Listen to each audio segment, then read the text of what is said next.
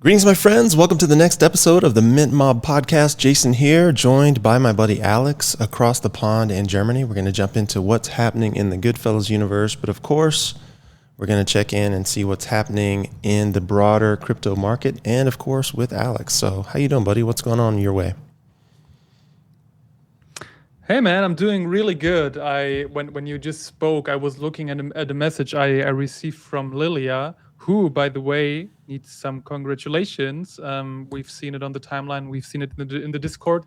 A piece that she provided for the Artist Incubator has been part of an exhibition in Toronto, and it's interesting because she told me she almost panicked when she found out, because she told me that she submitted like a folder with different illustrations to the exhibition, and she didn't know if she was allowed to send that in, and the piece being shown with her name and all that. So she was kind of panicking, and she was even like sending apologies and all that stuff. So yeah, it's crazy, but of course it's totally fine, and we are very happy for her and every collector who collected the piece, Guardian of the Sun, a really beautiful one.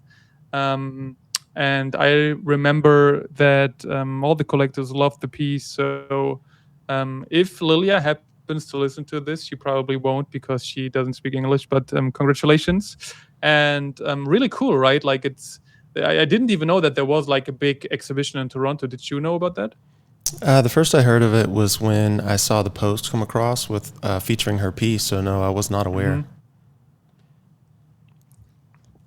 Yeah, really cool. It looks like Viorica also got a piece that was shown there, and it looks like it took place in July 21st to 22nd. And as it was Toronto, and you're almost Canadian by heart, I figured that you could have known. No, I didn't know. I hadn't heard of that show, but there's so many little shows cropping up here and there that it's impossible to know them all. Mm-hmm. So, but anyway, being recognized, Yeah. For the work, and if she submitted a bank of work, I think it's fantastic that she got that particular piece featured, because of the pieces that she submitted for the AI, that's one of the pieces that was strongest. And it just goes to show you that art is not as subjective as people think, right? Like something that's good is good. And that's one of those pieces that I think recognizes that for sure. Yeah, absolutely. And all the images I saw from that particular exhibition looked like there have been plenty of people, looking at these pieces, and a lot of visitors. So that was definitely very cool to see. But yeah, another topic I wanted to jump into today is something I recently spent some time on. As you know, I've been preparing to have a little interview with Daniel, founder of the Alien Body Buds, who is going to get his first Artist Incubator piece minted on Friday, the first alien entering our little gallery. And one thing really stood out to me, how heavily Daniel has gamified the entire experience in the Alien Body Buds. And yeah, well, they've got NFT evolutions where you can basically combine NFTs and create a new one. They have progression systems. They have weekly battles. They have rewards for community engagement. It almost feels like playing a game around an NFT collection. So what's your first impression when you hear about a project like that? It just depends on the implementation. Coming from the sort of boom times into now, like my big turnoff with gamification earlier was that basically it was giving you a second job. Basically, if you were part of an NFT Mm-hmm. project, you would have to, check in here, check in there, post this, like that, comment here. And it was all basically designed to force you to do marketing in some sort of way for the project. Because there were so many projects cropping up and so little differentiation that really people were just basically bribing you to work for them. And when I started buying NFTs, I was like, well, I'm really not looking for a part-time job here. I just want to show up and collect and have a good time and pick up some pieces. But when it has a real purpose outside of, market for us, it changes everything. It changes the psychology behind it into something that you don't necessarily want to participate in, into something that you might. And as long as it's coming from a place of, this is part of, like the ecosystem and how we're building it and how you advance and how you can earn different types of things, within this specific collection, Daniel's collection in particular, it makes a lot of sense and it's a good thing to do. It's only when it's like a take from people that it's not necessarily a bad thing. And, back in that 21, 22 era, that's all it really was just stealing more of your time.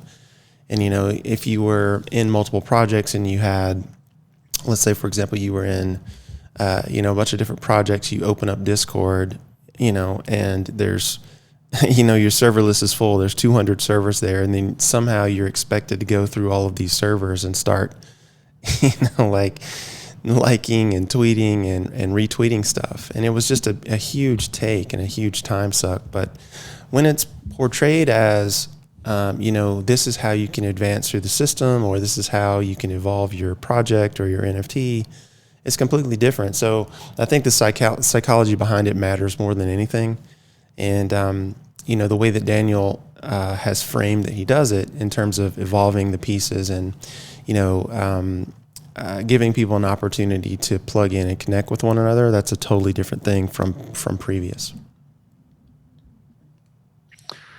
Yeah, I absolutely get that. When I heard about the whole ecosystem that the Alien Bodybuds built, it kind of reminded me of something that happened back in 2022, I think, when I was buying into a project called Miners of Mars.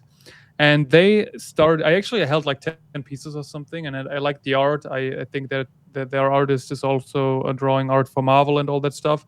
So I really liked it. And they suddenly started to gamify their staking experience. So you could basically set up different type of groups and crews and send them into staking.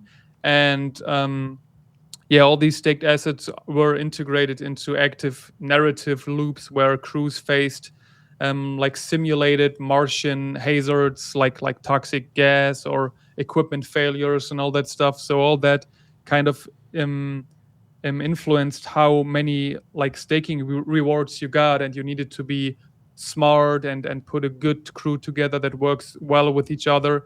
And that kind of was like, that was a big turn off for me. Like I felt like I don't want to, like I just want to collect, like I don't want to play a game. And I mean, that also made me think about our own approach with GoodFellas, right? We've always said that the art is the utility. We intentionally kept things relatively simple. Sure, we have the families concept, but that's really just a collecting mechanic, not a full-blown game. So do you think we're missing an opportunity by keeping things simple? When you talk about missed opportunities, you have to realize that everything you say no to gives you the ability to say yes to something else. So you can operate from FOMO, or you can just operate from this is the focus and this is the direction. Now, could we do a better job of gamifying certain aspects? Absolutely. And do we have plans to do that? Absolutely. But it would never be like it was in those early days, and it would probably look much different from, some of the things that Daniel does. But I mean, the truth is, like anything that serves the project, we can absolutely do and should do, regardless of like personal feelings, because again, like it's not about us, it's about the community and what we want to create, right? And we're creating this thing together. We're in this very experimental time frame in NFTs and Web3. So, are we missing an opportunity? Maybe, but the truth is, like, if we were focused on a bunch of other things, then we wouldn't have been able to create what we've created with, like artist negotiations and pulling in the AI and writing code and building applications and, all the other things that have been accomplished. So it's one of those things where I don't necessarily frame it that way, just simply because the fact is, if we had gone a different direction, or if we look at it from the standpoint of a missed opportunity, then we would basically have been saying no to probably some of the things that we are doing. So I think the better way to think about it is like, Can we add something in that serves the project? Yes. What would the time frame look like? I'm not sure yet. What would the gamification look like outside of the family structure and the reward system that we're about to release next month? I'm not sure. So I think just as long as what you're building serves your ultimate ends, that's the big thing that you have to focus on.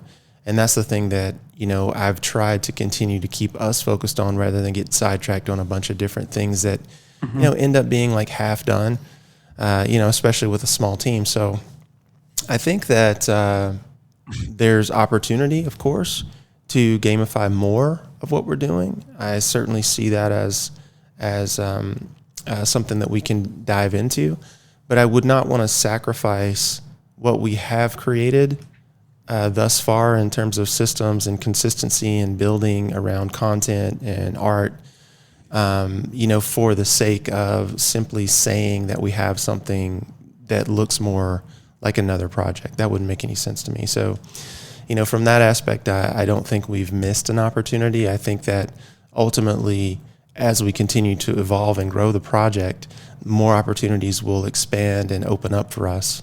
That's basically the way I look at it. Yeah, I feel like one thing we can't deny is that gamification gives people reasons to come back every day, right? Like you've got goals, progression, rewards. There's always something happening. But at the same time, every new mechanic kind of adds complexity, right? If someone joins to the project, they suddenly have to understand evolution, rankings, battles, instead of just buying art they like. And I've even witnessed that it's kind of difficult, for once new people enter the Goodfellas ecosystem. I remember when Gabor, the most recent boss, came into the project, and I had that huge conversation with him about like all the different collections we have, and had to explain everything to him. So in the end, do you think that higher barrier to entry hurts long-term adoption for projects? Well, higher barrier to entry. That's not what we have. More of a. I think when you come into a project, it's just like if you're buying into a company or buying into, an activity or a hobby, right? Like there's certain aspects of that particular activity or hobby that you have to familiarize yourself with. So I think the challenge is, when you've identified what your particular system's going to be and your particular focus is going to be, that you do your level best to simplify it as much as possible and make it step by step. Like if you own this, then you get that. If you do this, then you get that. If you want to build a family, it looks like this, right? Like you just make it as simple as humanly possible and try to explain the idea from the 10,000 foot view in a manner that someone could grasp very quickly. And if you can do that, like you can make it as complex as you want, so long as you can communicate it in a simple way. So I think that's really what it comes down to, is being able to communicate it in a way that's easily understood. And in that way, you can mitigate some of the complexities. Now, you can make it so complex that it would be extremely difficult or nearly impossible to explain to someone. And of course, you want to avoid that like the plague. So it's going to be one of those types of things where you have to find a balance. And, it's going to be one of those types of things where when people come in, you really need to funnel them through a system of education. So I think you can make it really whatever you want to make it, so long as your consumer, your community, your buyer has some sort of way of really grasping what it is that you're doing, at least from a high level, very quickly. Yeah, I totally agree. I mean, when I think about projects who try to like, if let's stick to Alien Body Bots, the project, and Daniel obviously pays a lot of attention to the art he creates as well. Like he has so many great ideas. He has like different races, but when I see a project trying to combine gaming and art NFTs, I wonder if I get the idea behind it, right? Like he probably, or any project is probably thinking, hey, why do not, take best of both worlds? But in the end, if you try to do two difficult things at once, it might end up in being like, you do not master any of those like really, really good. Instead, you're like, you mentioned it in the beginning, you said half done, especially if you're a small company. Like, can you actually build a great gaming experience around a project if you're like a one man show, right? Yeah, there's absolutely truth in that for sure. Yeah. Yeah, because in the end, if you actually want to play a game, you'd probably like if I want to play games, I'm not sure if I'm looking into NFT projects, because I'm, as far as I know, like, and I should know, I've never collected anything aside from loving the art. Like, I always wanted to own the art, and I've never really looked into like having any type of game that's being played or coming with the art.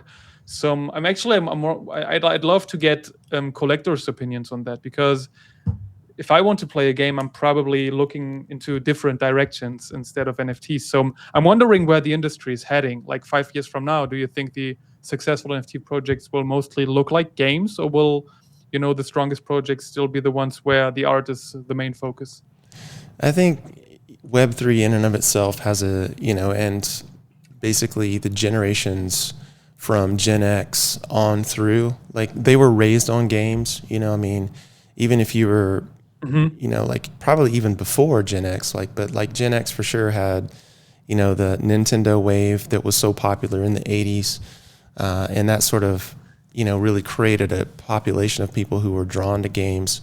And so games have been part of or I should say digital video games have been part of the, fabric of American life and people across the world for 50 years now. So, I mean, if you look at what people are socialized with, whether it's, they're raised in a church, or whether it's, they have a family dinner at the same time every day, or they have access to video games, like, what they learn to live within the confines of, they're most likely going to take those experiences and bring them with them into other parts of life.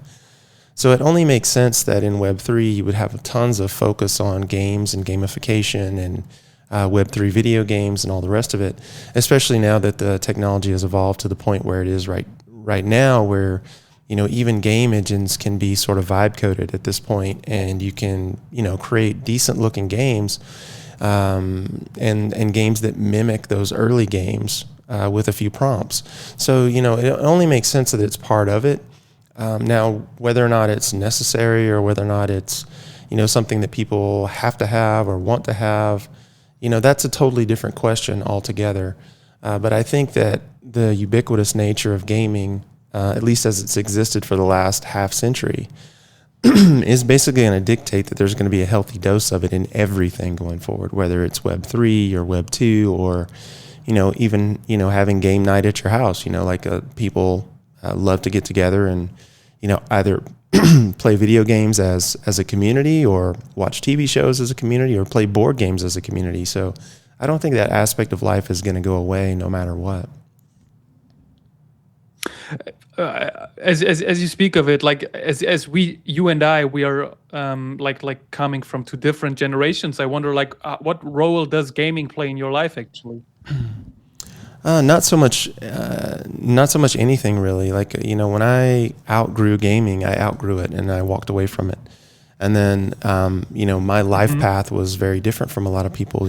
I live, 2,000 miles from my parents, and, they're on the other side of the continent. And, my whole adult life has been about building businesses and finding opportunities.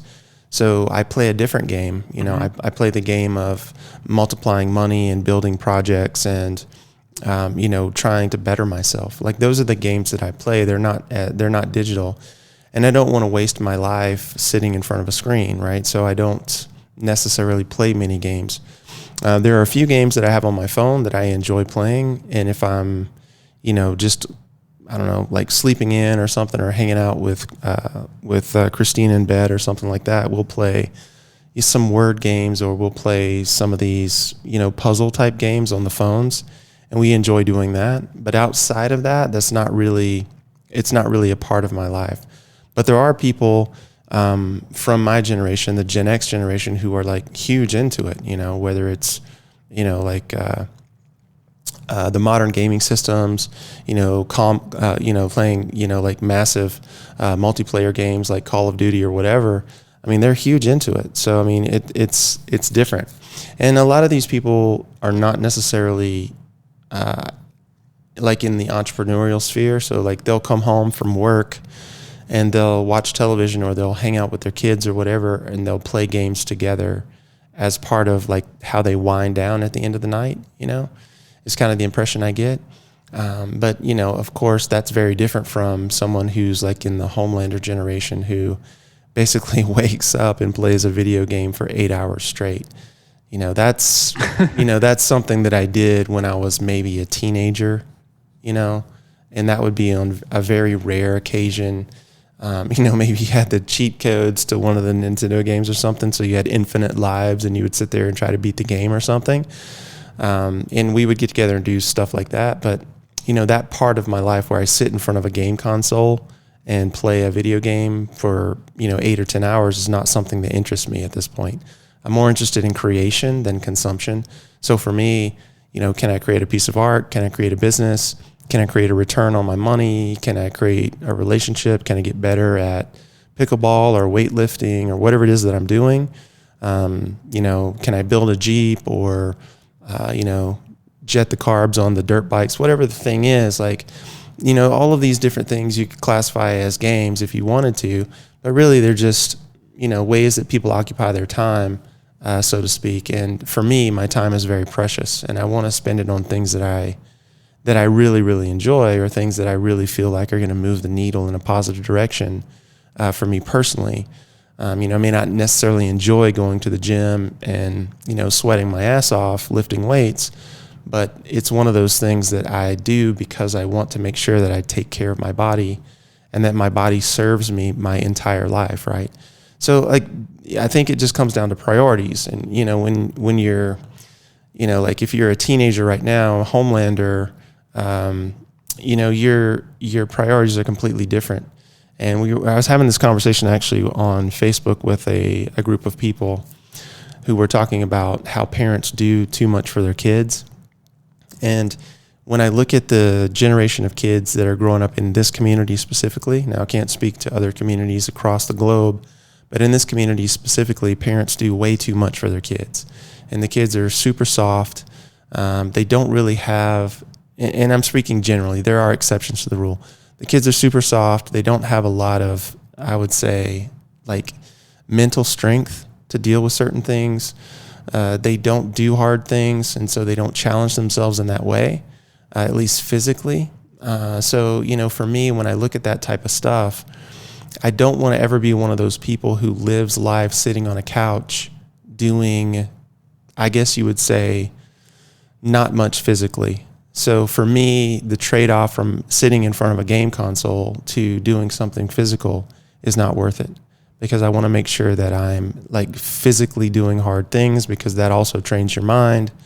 And from there, you can build and create whatever you want. So I think there's a balance that has to be struck. And when you're young, especially in those teenage years, you don't even think about that. It's just like, I'm going to eat potato chips and I'm going to drink sugar and I'm going to sit here in front of this screen and I'm going to do this all day long. And if mommy and daddy allow that, because they're allowing you to live a quote unquote better life than they have, by making everything easy on you, then I think that's a disservice.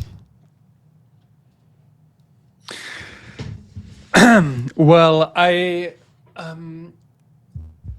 partly agree. I partly disagree as well. Like, I don't think that it's a complete waste of time. I don't think it's any worse than, watching TV or looking like on your smartphone and spending like 8 hours on TikTok and going through different reels and all that stuff. Because like you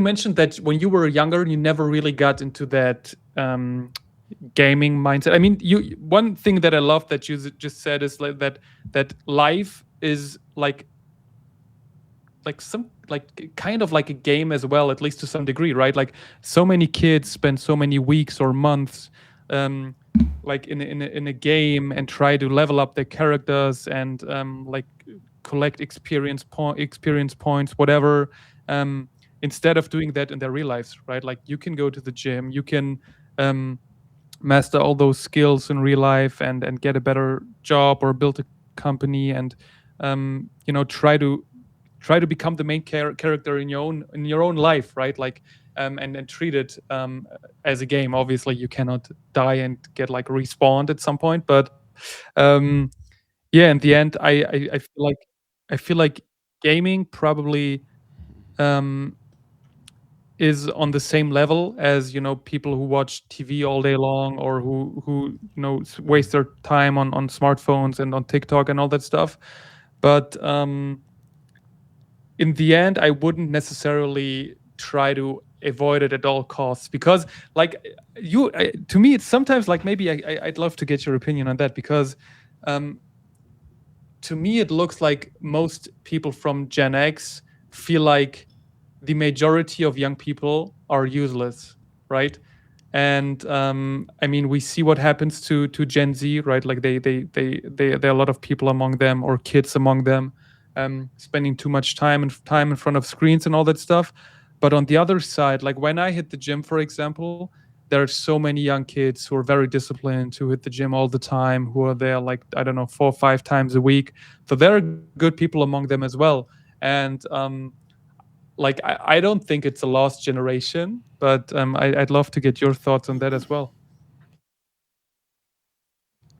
I don't think any generation is lost. I mean, that's not the point. The point is like, how do you want to spend your time? It has nothing to do with someone's judgment on, whether or not video games are useful. When it comes to screen time, I would say video games are probably a better investment than, most television shows or spending time on your phone. The problem with the phone that you don't have with video games is that the phone teaches you to have no attention span. And so when you have Yep. no attention span, you cannot study and concentrate in a meaningful way. So that's the danger of the phone. And there's a lot of studies on this. Basically, any child who is under the age of like 14 to 16, like the magic number is like less than 2 hours per day. They need to be on their phone less than 2 hours per day, if that. And the reason for that is because the brain is still forming and they're learning these habits that are going to like go with them into their adult life and their professional life. And if they don't have the ability to concentrate and to really like put in, I forget which scientist it was who talked about the butt time, like sitting on your ass and like studying something. Like if you don't have the wherewithal to do that, you're not going to get very far. Because like a lot of these great problems that people have to face and solve in life are going to be problems that you have to solve alone. There's not necessarily always going to be someone who can, step up and tell you how to do this thing or tell you how to do that thing. And at the end of the day, if you sacrifice your ability to create via concentration, you're going to be in a bad spot. So like the ultimate skill to have is your ability to learn. And this is a skill. So one of the things that Gen X got from parents who basically worked and left them alone was they had to figure shit out on their own. And so this is where that attitude of like Gen X being all things to all people comes from, because not only did we get the people skills, and like the physical skills because we, things were different then, but we also had a healthy dose of technology and a healthy dose of what that meant. So you got the best of both worlds, where you had real interactions with real people, then you had digital interactions with digital people. You had the video games, you had the telephone, you had even early cell phones. You had all of this technology that's basically available today, with the exception of social media, right? And so when you're looking at the landscape from the lens of like a younger person who doesn't necessarily have like a fully formed brain yet. The front part of the brain doesn't fully form until you're 25 years old. And you teach them to have no attention span, and then you teach them that relationships are digital rather than forcing them or teaching them to have relationships in the real world. You cripple them, and you see this. My wife consults with a coffee shop, and she's constantly hiring kids, right?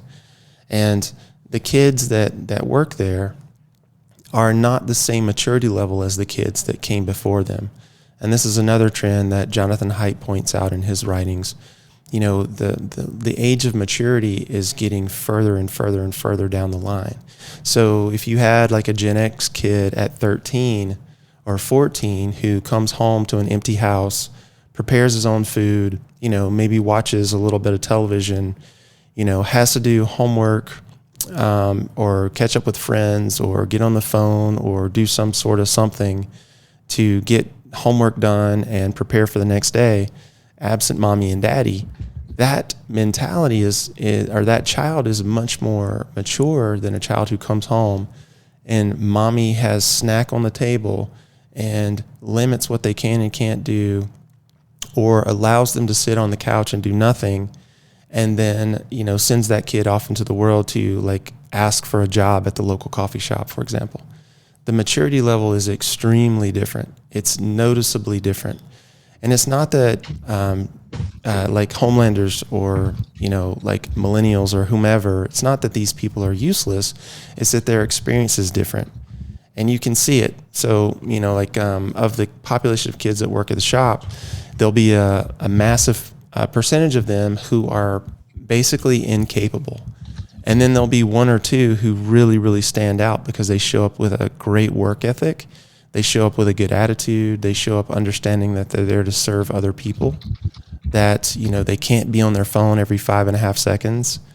And it's night and day. So like it has less to do with generation and more to do with how a child is reared or parented. And it shows up in massive ways. So like if you want to win against like the younger generation, it's really easy because not very many of them have the wherewithal of previous generations, or the stick-to-itiveness, or the intestinal fortitude, or the skill set. So like if you have parents who give you those things and you're coming up right now, you have a massive advantage over the entire population of people that you'll be competing against. It's funny that you mentioned that, because just yesterday I spoke to parents of a newborn child, and the mother was like she read a lot of books and all that stuff, and she was like, no one ever taught me how to raise a kid, right? And this kind of reminded me of like what you just said, right? Like the parents are responsible for raising their kids, but I feel like, do you feel like it's gotten harder, to get them away from all the social media stuff, and that they're a lot more, that you need to be a lot more cautious when it comes to raising them? No. Compared to earlier, compared to the 80s, No. for example. No. I mean, life has never been easier, safer, more convenient than it is today. And that's the problem. When you don't face hardships and you don't have difficult tasks, you don't learn how to be self-sufficient, and you can't learn confidence. And so when you are in a space where so much is provided for you, or so many things come easy to you, it's a theft. It's a form of theft. You're stealing that person's self-esteem, you're stealing that person's confidence, and you're stealing their ability to learn who they are and what they're about. I mean, there's a reason that in cultures, especially for male children, if you travel back in time, we don't really have these rituals anymore in like the modern West, but there was a reason that there was a adulthood ritual in early tribes to delineate between child and man, for example. And this was done because there was a different expectation when you called yourself a man versus calling yourself a boy, right? And when you cross that threshold, whatever it was, whether you were, like a Spartan child who was sent off into the wilderness to live by yourself for X a number of days or what have you, and you had to face down whatever was happening in that world and survive on your own. Whether that was your experience, or you're an African tribesman who kidnaps the child from the mother, in this sort of mock kidnapping thing, and then they perform some sort of violent ritual to the child to like let the child know that this is what adulthood is going to be.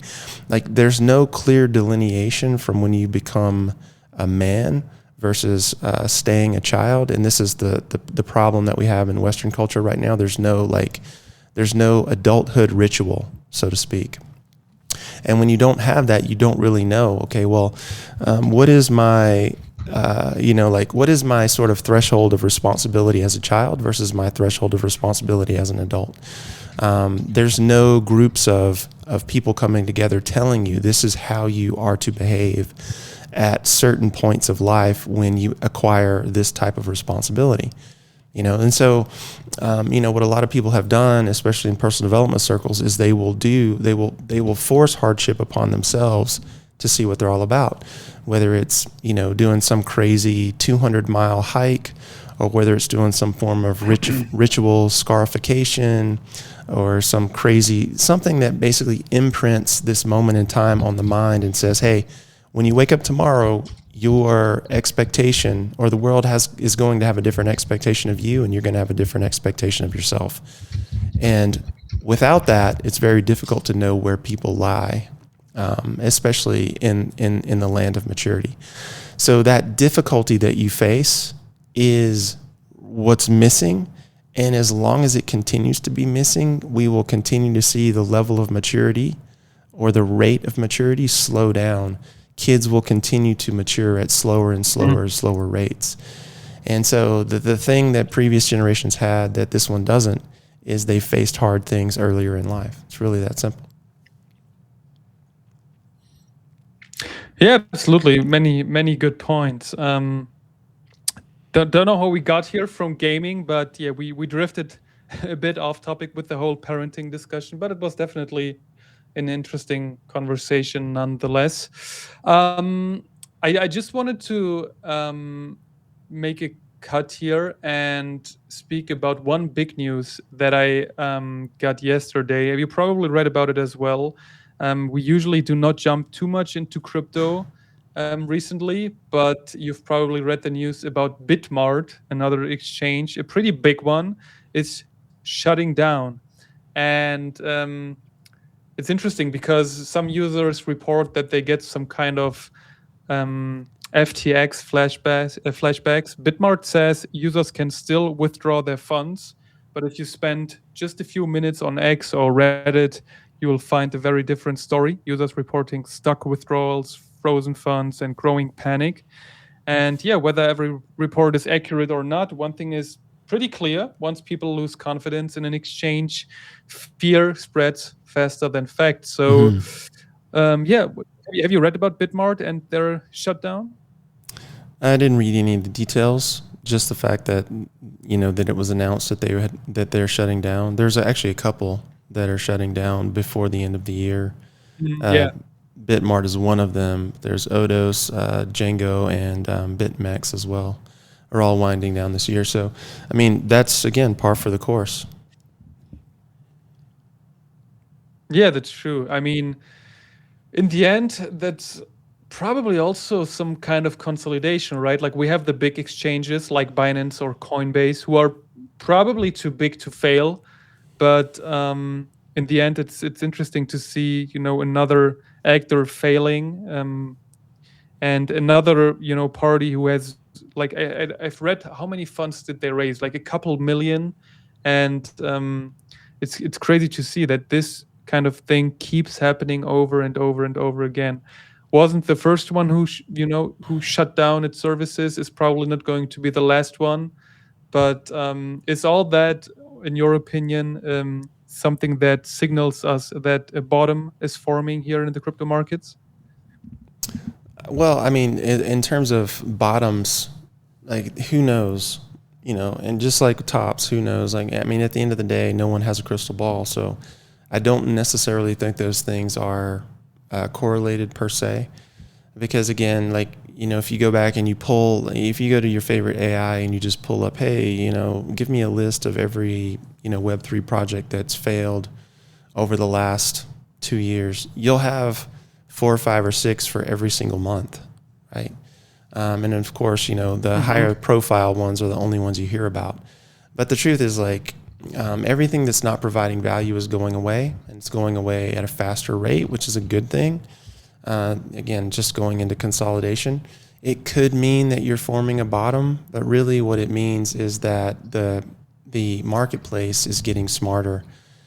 People are going to go to what provides the most value, and that's the end of the story. So we can talk about,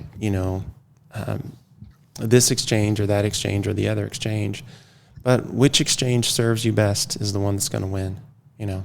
There's no doubt in my mind that Coinbase has won the exchange wars. It's far and away the most user-friendly and has the most tentacles into financial markets across the globe. So, there's a couple that are there up there with it, and, maybe you consider Binance to be a good one as well. But the truth is, there's no reason for me to use another exchange outside of the one that I'm currently using, because it does everything I want to do and then some.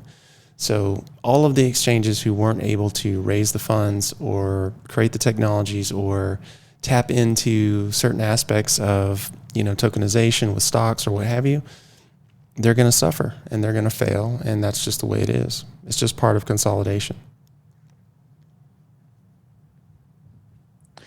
Yeah, that's true. And it's still fascinating to see how resilient the market is right now, despite all the negative headlines, whether it's exchanges shutting down or a few weeks ago, all the concerns around sales, the price has barely reacted. And it feels like bad news just isn't moving the market the way it used to back then. I mean, good news either, right? Like I remember in 2024, I think it was 2024, when we had the first rumors about a Bitcoin ETF. And, whenever you read about that, you saw a spike in the price movement.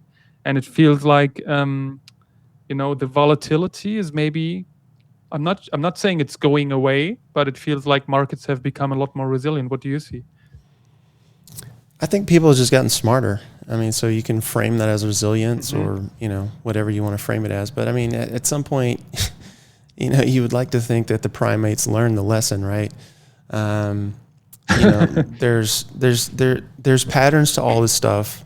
Nothing happening in Web3 is new in terms of market movements. It's all happened before, whether it was real estate or stocks or bonds or whatever the case may be. Big run-ups, big sell-offs. It's all happened before.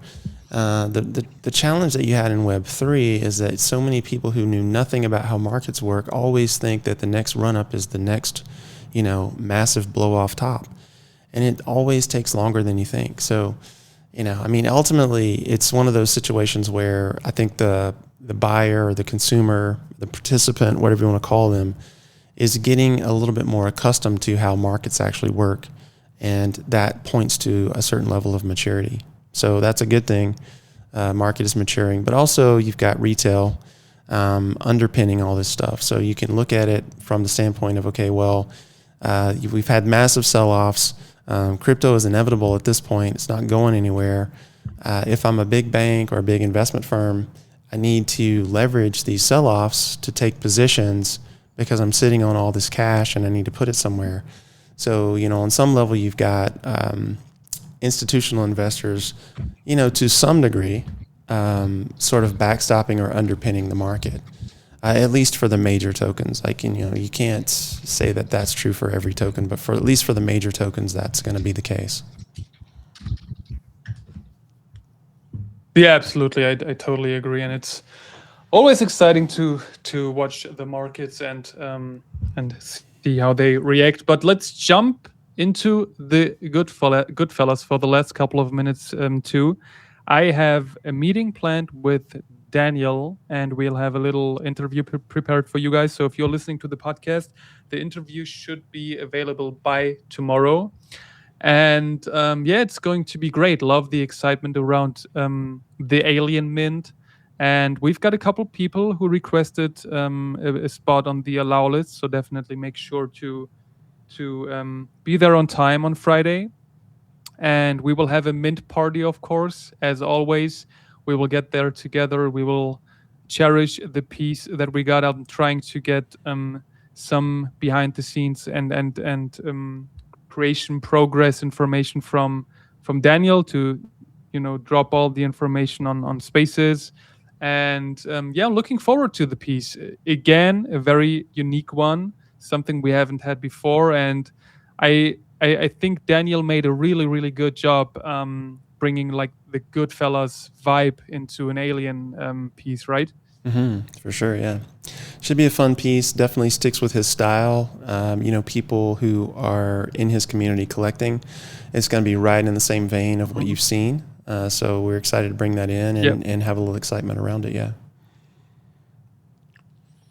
Absolutely. And on top of that, Maria is still creating the bonus piece for the World Cup, of course. And Jason dropped the sirens that have been traded for the Artoba tickets. So all these pieces are out, correct? I think maybe there's one or two more people that they need to go to. But yeah, everyone who submitted, it's all done. I think maybe Chris needs his pieces, maybe one other person for sure. But yeah, it's a done deal, and all those passes are on the burn list, never to be used again. And yeah, so you got a beautiful set of sirens sitting in your wallet. If you haven't checked, be sure and check. Absolutely, do that, and keep an eye out for Friday. Keep an eye out for all the promo that is leading up to the mint. It's going to be fun. And yeah, interview, as I said, is going to drop on Wednesday most likely. We will drop it onto our website. And that being said, we look forward to Friday. Hope you guys join the spaces. We'll have a good time together. The final mint of July and the final mint for a couple of weeks at least. And yeah, do you have any final words for the audience for today, Jason? I don't think so, man. That was a pretty cool conversation. Definitely looking forward to what's coming up, and looking forward to having a great week. So let's get out there and make it happen. Absolutely, fellas. So have a great week, everyone. We'll catch you guys on Friday's spaces. We'll have a great mint, and yeah, have a good week, everyone. Bye-bye. Take care, guys.